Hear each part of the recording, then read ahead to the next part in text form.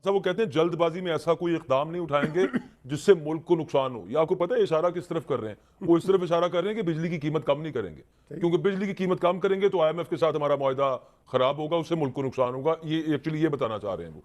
तो आराम से देख के उशारिफ करेंगे, लेकिन अगेन क्या गिला करना उनसे? गिला उनसे करें जो ये पहले सब कुछ करके गए हैं। देखिए बात हम क्या निगरान वजीर आजम साहब से गिला करें? दोस्तों, मैं महिंदर शर्मा स्वागत करता हूं पाक मीडिया की एक और लेटेस्ट डिबेट में, जिसमें कैसे डिस्कशन किया जा रहा है कि पाकिस्तान में जो लोक लुभावने वादे जो ये हुकूमत आई थी शहबाज शरीफ की, इसने दिखाए थे वो कोई भी पूरे नहीं कर पाए, क्योंकि इन्होंने कहा था हम इन्वेस्टमेंट ला देंगे, हम डॉलर के रेट को सही कर देंगे और कैसे पाकिस्तान में एफडीआई जैसे एफडीआई आने लग जाएगी। तो कोई भी वादा पाकिस्तान की इस हुकूमत ने पूरा नहीं कर पाए, जिसका सीधा सीधा नतीजा आज ये निकल रहा है कि पाकिस्तान में महंगाई इस कदर बढ़ चुकी है कि पाकिस्तान की इन्फ्लेशन रेट दुनिया में किसी भी देश में ऐसी सिचुएशन नहीं है। तो कैसे आज पाकिस्तान में डॉलर के रेट बढ़ते बढ़ते इतने आसमान पे पहुंच चुके हैं कि लोगों को अब ये लगने लगा है कि रियल एस्टेट में जो भी बिजनेस था या रियल एस्टेट में जो पैसा लगा हुआ था वो निकाल के लोग अब डॉलर में इन्वेस्ट कर रहे हैं, जिसका सीधा सीधा नतीजा ये निकल रहा है कि डॉलर के रेट पाकिस्तान में दिन ब दिन बढ़ते हुए नजर आ रहे हैं और पिछले 1-1.5 साल के अंदर अंदर 120 रुपए के आसपास डॉलर का रेट चला गया, जिसका सीधा सीधा नतीजा पाकिस्तान की इकोनॉमी पे बहुत ही बुरा असर डाल रहा है। तो दोस्तों, पहले देखिए डिबेट, और उससे पहले मैं आपसे रिक्वेस्ट करूँगा, चैनल पर नए हैं तो चैनल को सबसे पहले सब्सक्राइब जरूर करें। दोस्तों, चलते हैं डिबेट में। वो अजलास हुआ है आज के जनाब, बिजली की कीमतें बड़े परेशान हुए हैं। निगरान वजीर आजम साहब चल होना भी चाहिए, लेकिन ये उनका बयान मैं आपको बता देता हूँ। सलमान साहब वो कहते हैं जल्दबाजी में ऐसा कोई इकदाम नहीं उठाएंगे जिससे मुल्क को नुकसान हो। या आपको पता है इशारा किस तरफ कर रहे हैं? वो इस तरफ इशारा कर रहे हैं कि बिजली की कीमत कम नहीं करेंगे, क्योंकि बिजली की कीमत कम करेंगे तो आईएमएफ के साथ हमारा मुआहदा खराब होगा, उससे मुल्क को नुकसान होगा। ये एक्चुअली ये बताना चाह रहे हैं वो। तो आराम से देख के उशारिफ करेंगे, लेकिन अगेन क्या गिला करना उनसे? गिला उनसे करें जो ये पहले सब कुछ करके गए हैं। देखिए बात हम क्या निगरान वजीर आजम साहब से गिला करें? साकिब साहब को याद होगा जब इसाक डार साहब लंदन से चले थे तो कहते थे कि 180 रुपये पे मैं डॉलर लेके आऊँगा। और देखिए जो सबसे बड़ी बात थी ना, इमरान खान की हुकूमत पे बहुत तनकीद होती थी, उनकी माशी पॉलिसी पे बहुत तनकीद होती थी, और सबसे बड़ी दलील जो पीडीएम और उनकी इत्तेहादी जमातें देती थी ना, वो ये देती थी कि हमारे पास तजर्बा है, हमारे पास विजडम है, हमारे पास विज़न है, हमारे लिंकेजेस बहुत अच्छे आईएमएफ के साथ, इंटरनेशनल दुनिया हम पे बहुत ट्रस्ट करती है, एक्सपोजर हमारा बहुत शानदार है, हमारे पास एक मुकम्मल कंप्लीट रोड मैप है। अब आप ये देख लीजिए 16 माह जो गुजरे हैं, ये इन तमाम शानदार चीज़ों के अंदर रहते हुए जो इस इकॉनमी के साथ सलूक हुआ है, अब उसका क्रेडिट किसको दिया जाए? वो जो शहबाज शरीफ साहब कहते हैं ना कि मैंने मुल्क को डिफॉल्ट होने से बचा लिया है, मुमकिन है उन्होंने मुल्क को डिफॉल्ट होने से बचाया होगा, लेकिन उसके साथ साथ दो काम कर गए। एक वो अवाम को डिफॉल्ट कर गए, और दूसरा ये कि इस मुल्क की जो रूलिंग अलीट है ना, उसके मफादात को वो तहफ़्फ़ुज़ देके गए। यानी आम आदमी पे सारा बोझ डालकर और टैक्स पर टैक्स लगाकर आपने उनको निचोड़ दिया है, और मरात याफ्ता ताकतवर तबकात जिनके ऊपर आपने टैक्सेस ज्यादा लगाने थे उनको आपने सियासी रियायतें दी हैं, और जिसका नतीजा ये निकल रहा है कि आज लोग ये कह रहे हैं पता नहीं कौन सा मुल्क डिफॉल्ट होने से बचा है, हमारी जो जाती मामलात हैं उसमें तो हम डिफॉल्ट हो गए। क्योंकि देखिए एक बुनियादी फर्क आ गया है बाजवा साहब, लोगों की आमदनी में और अखराजात में जो अदम तवाज़न पैदा हुआ है ना, उसने बुनियादी तौर पे सोसाइटी में एक कोलैप्स की सूरत हाल पैदा कर दी है। जब तक आप लोगों की आमदनी नहीं बढ़ाइंगे, देखिए महंगाई बढ़ती है, पूरी दुनिया में बढ़ती है, लेकिन महंगाई के साथ अगर आप लोगों की आमदनी भी बढ़ाते रहें, इन्वेस्टमेंट भी होती रहे इंटरनल एक्सटर्नल, और बाकायदा कारोबार फल फूल रहा हो, इंडस्ट्री ग्रो कर रही हो, तो आप देखिए हमने जनरल मुशर्रफ के दौर से लेके सवाए तरक्याती कामों के ऊपर और ये जो कंस्ट्रक्शन के ऊपर और ये सोसाइटीज के ऊपर सारा काम किया है। कितनी हमने नई इंडस्ट्री लगाई है, कितनी स्मॉल इंडस्ट्री लगाई है, कितनी मीडियम इंडस्ट्री लगाई है। मैंने एक प्लॉट खरीद लिया, मुझे क्या जरूरत है कि मैं जाके किसी इंडस्ट्री या स्मॉल बेस या स्मॉल स्केल पे या लार्ज स्केल पे या किसी किस्म की मैन्युफैक्चरिंग करूं?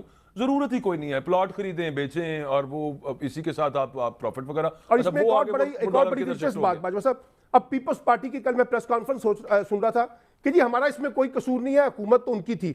और भाई आप तो हुकूमत में एंजॉय कर रहे थे, वजीर खारजा आपके थे, पूरे दुनिया के सैर सपाटे कर रहे थे, आपके पास वजारतें थी। अब जब हुकूमत के ऊपर बुरा वक्त आएगा तो सारा बोझ आप एक जमात के ऊपर डाल दें और खुद को बरीज जुमा कर दें। ये भी सारा का सारा फ्रॉड है। एब्सोल्युटली, बड़ा जबरदस्त लतीफा है सर ये। ये दुनिया की तारीख में ये वैसे तो हर जगह पे निगरान हुकूमत नहीं होती, लेकिन ये बड़ा कमाल है कि जो इनकम्बेंट रहे हों, जिनकी पॉलिसीज की वजह से, और वो सबको सामने है कि कहां पे था जब टेक ओवर किया पीडीएम ने और कहां पे मुल्क पहुंचाया, अब वो ये एहतजाज करने बैठे हुए हैं। ये भी कमाल है, वो पता नहीं किसके खिलाफ कर रहे हैं, मुझे तो ये समझ नहीं आती। I have to take a break. Saqib Rafiq साहब, thank you very much sir, आपने वक्त दिया है। बहरहाल खैर, साकिब रफीक साहब, मैं तो आपको एक साइड का बता रहा था, ये डॉलर ऊपर जा रहा है, सब इफेक्ट होते हैं ना उसके साथ जब एक्सचेंज रेट बढ़ जाता है। तो वो तो ये कहते हैं फॉरेक्स ट्रेडर्स जो हैं कि इसमें एक बहुत बड़ा दखल जो है वो सियासी गैर यकीनी की कैफियत को भी है। What's your take on it? जी बिल्कुल ठीक बात करते हैं। डेफिनेटली जहाँ डॉलर की हम बात करते हैं स्मगलिंग की, वहाँ बहुत बड़ा एक फैक्टर डॉलर की होर्डिंग का भी है।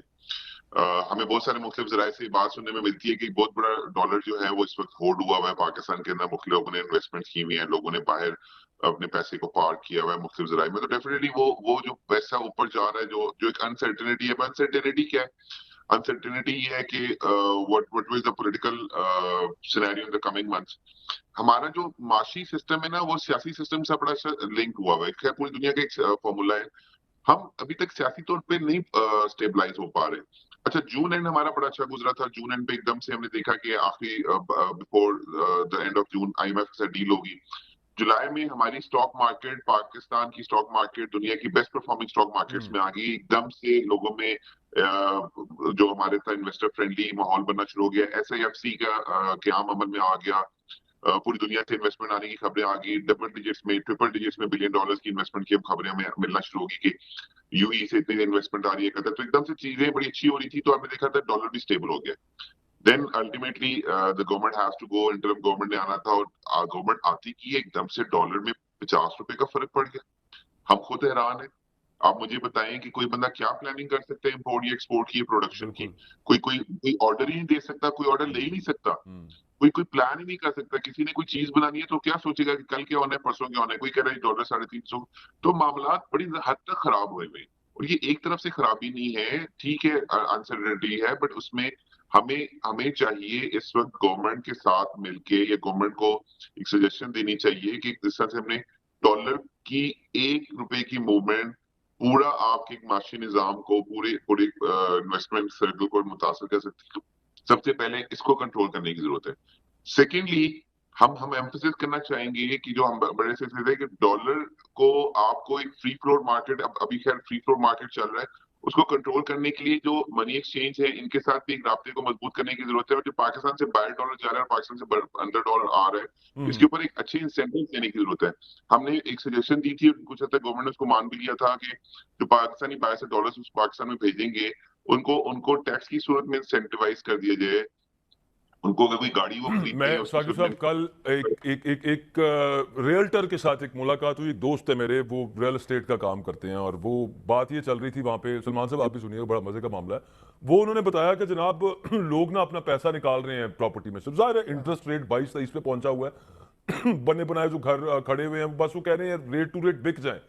उन्होंने मुझे एक बात की, कहते हैं यार मुझे एक बात बताओ, $1 लाख की मैं इन्वेस्टमेंट करता हूँ, और $1 लाख कितना बन गया? 2.5-3 करोड़ बन गया। वो 2 दिन के अंदर मुझे 11-12 लाख रुपए का प्रॉफिट दे देता है। मुझे क्या जरूरत है प्लॉट लेने की? मुझे क्या जरूरत है इंडस्ट्री लगाने की? मुझे क्या जरूरत है कहीं और उसको इन्वेस्ट करने की? कैसा बेहतरीन काम है। अच्छा, ये तो वो एक अपनी बात कर रहा था ना वो बंदा, बड़ी सारी दुनिया होगी, और यही हम देख रहे हैं, वो जो दिन दुगनी रात चुगनी तरक्की की है डॉलर ने, लेकिन उसको जो कंट्रोल करना है वहां पे किसी की उस तरह से नजर ही नहीं है। जाहिर है आप रोक तो नहीं सकते किसी को कि भाई आपने पैसा कहां पे इन्वेस्ट करना है और कहां पे नहीं करना। कुछ ना कुछ तो फिर चलता रहेगा। एग्जैक्टली यही हो रहा है। और आपको मैं एक बात बताऊं, ये जो लेन देन डॉलर की हो रही है, इसमें कोई टैक्स का मामला इन्वॉल्व नहीं है।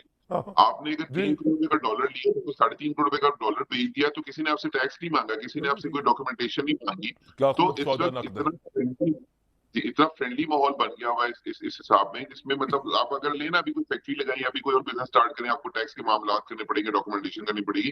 तो लोगों के लिए एक बड़ा इजी मोड ऑफ इन्वेस्टमेंट बन चुका हुआ है, जिसकी वजह से डॉलर होल्ड हो रहा है और प्राइसेस दिन ब दिन ऊपर जा रही है। इसको कंट्रोल करने की जरूरत है, और बड़ी बड़ी एग्रेसिव इंटरनल गवर्नमेंट के पास बहुत सारे चैलेंजेस है। One of the challenge is this आज उन्होंने एक हंगामी इजलास बुलाया, उसको किसी एंड पे खत्म नहीं किया। कल उन्होंने दोबारा उसका सेकंड फेज बुला लिया है।